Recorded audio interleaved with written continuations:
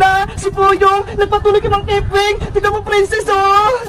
Silipin natin sa bebang. Ano kayong gagamitin ko kay Boyong para hindi ako mahirapan? Alam ko na.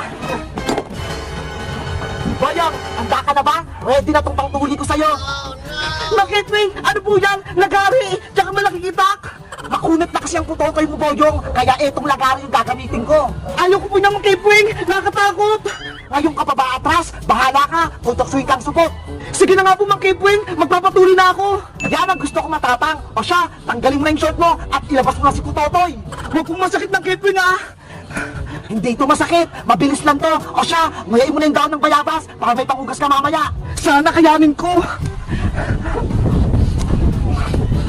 Putotoy, relax ka lang, ha. Matutuli ka na. Pagbilang kong tatlo, tutuliin na kita. 1, 2, 3, hiya! Ah! Nanay ko! Ang sakit! Isa pa, Boyong! Hindi pa tapos! Makunat talaga!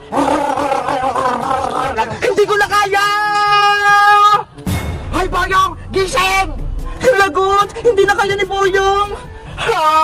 Ang huwag niyo magpatuli! Aray! Guys, si Boyong nagpatuli na, kaso takot siya!